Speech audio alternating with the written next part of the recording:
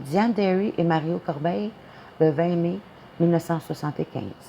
Le 20 mai 1975, vers 20h15, Diane Derry, 13 ans, Mario Corbeil, 15 ans, quittent la résidence de Diane afin de faire une promenade en motocyclette dans un champ situé à proximité du boulevard Roland-Terrien, à Longueuil.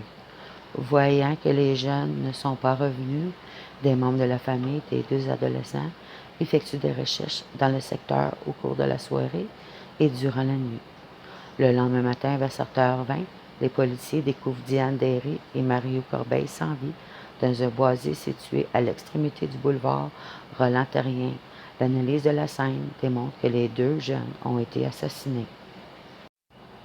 Meurtre à Sainte-Anne-des-Monts. Une population sous le choc. Le meurtre de Maxime Dugas, Lepage, 27 ans, est survenu la semaine dernière et pour lequel 2 personnes ont été accusées lundi, créé une véritable commotion à Sainte-Anne-des-Monts, en Haute-Gaspésie. Dans cette municipalité de 6 300 habitants, le choc est d'autant plus important à absorber parce que le mystère plane sur les raisons de ce drame et que le corps de la victime reste introuvable. Maxime Dugas, Lepage de Sainte-Anne-des-Monts, a été porté disparu le 22 janvier.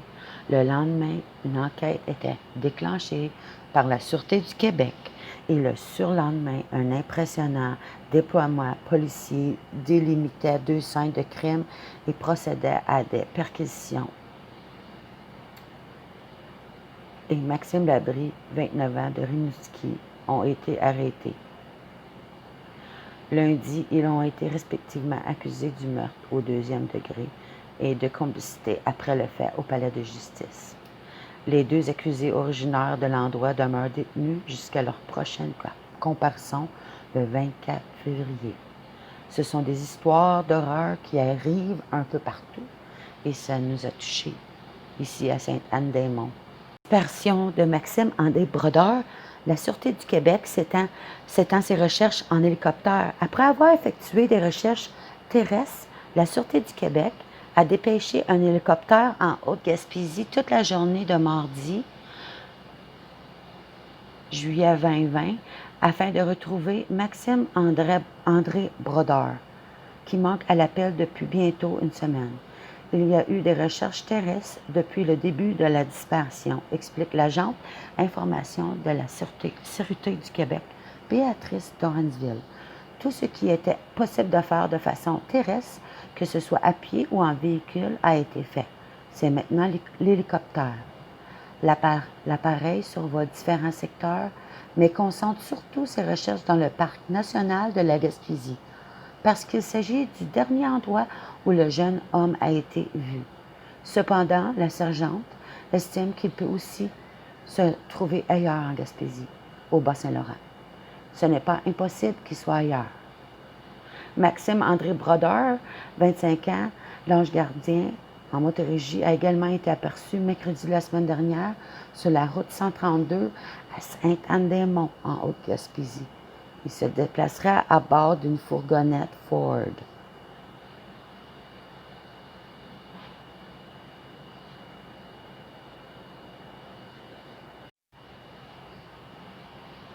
Les funérailles de Nora et Romy Carpentier seront célébrées lundi à Lévis. Le complexe funéraire Claude Marcoux a indiqué mercredi que les seules familles pourraient assister. Les petites Nora et Romy Carpentier ont été découvertes sans vie samedi dernier dans un secteur boisé de Saint-Apollinaire, après l'émission d'une alerte Amber par la Sécurité du Québec 3 jours plus tôt, juillet 2020. Leur père, Martin Carpentier, est activement recherché par les policiers. Sur l'avis de décès publié mercredi, la famille remercie tous les polices, bénévoles, intervenants, scouts, pompiers et ambulanciers qui ont donné tout ce qu'ils pouvaient dans les conditions particulières. Les 2 fillettes de Lévis retrouvées mortes.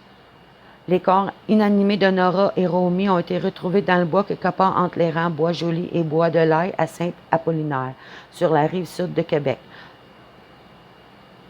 Au début de la journée, la Sûreté du Québec avait pourtant bons espoirs de retrouver les fillettes, Nora et Romy. Elle était disparue depuis mercredi soir. Les décès ont été officiellement confirmés par la Sûreté du Québec vers 17h samedi. L'alerte Amber avait été lancée jeudi. Tous les yeux étaient rivés sur les allées et venues du trio. En fin de soirée, samedi, la Sûreté du Québec n'avait toujours pas mis la main sur Martin Carpentier, le père. Les policiers poursuivront les recherches toute la nuit.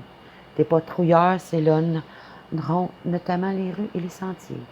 Il y a des gens qui travaillent sur le dossier 24 heures sur 24. Pendant les recherches de vendredi, les agents avaient retrouvé plusieurs objets laissant croire au passage de la famille dans le secteur. Ils suivaient leurs traces, en sachant que le père et les 2 enfants étaient en mouvement décrit, avaient aussi été attendus dans la nuit près de la rue Veilleux. C'est vendredi, les différentes équipes de recherche à pied, en véhicule tout-terrain, avec des chiens ou dans les airs, des hélicoptères avaient ratissé plus de 150 km. Il s'agissait d'une véritable course contre la montre afin de retrouver les fillettes saines et sauves. Plus le temps avançait, plus les personnes montent, preuve et agrandir l'écart entre eux et ceux qui tentent de les retrouver. Samedi, les bénévoles de partout en région sont venus prêter main forte aux agents de la SQ, des gens proches de la famille, comme des inconnus touchés par la tragédie. Les bénévoles accompagnaient aussi les pompiers pour faire une tournée des chalets dans le secteur pour s'assurer que personne n'y s'y cachait. Puis vers midi, les agents ont demandé à tout le monde de s'éloigner des bois. Ils avaient trouvé quelque chose. On les entendait parler. C'était pas loin. On espérait tellement qu'elle soit cachée dans le chalet. Finalement, je suis content de ne pas être tombé sur elle. C'est un souvenir dur à garder. André Secours avait de la difficulté à contenir ses larmes. Il était venu les vies pour aider parce qu'il avait du mal à imaginer l'enfer que cette petite fille devait vivre. Plusieurs autres bénévoles ont aussi eu du mal à encaisser la nouvelle. On avait espoir de les retrouver en vie. Je pense que tout le monde s'accrochait à ça, raconte Nathalie Mascotte. Elle travaillait sur le rang bois, joli, lorsque les agents de la SQ ont commencé à bloquer de nombreuses rues. Elle savait qu'il avait trouvé quelque chose. Elle priait toutefois pour de bonnes nouvelles. Ça va rester dans nos esprits. On voulait croire que le père allait protéger ses enfants, ajoute-t-elle. De nombreux curieux se sont vite rassemblés près des voies bloquées, sachant que les choses se passaient. On voyait plusieurs voitures de police rouler dans tous les sens. Puis la nouvelle est tombée. 2 corps de fillettes avaient été retrouvés. Il devenait évident qu'il s'agissait de Nora et de Romy. Même si la SQ ne confirmait pas le décès, difficile de rester insensible. Tous sont touchés par le dénouement tragique de cette histoire. La lettre Amber a été abandonnée et la chasse à l'homme pour retrouver Martin Carpentier, toujours pas localisé, était lancée. Les équipes de policiers sont activement à ses trousses.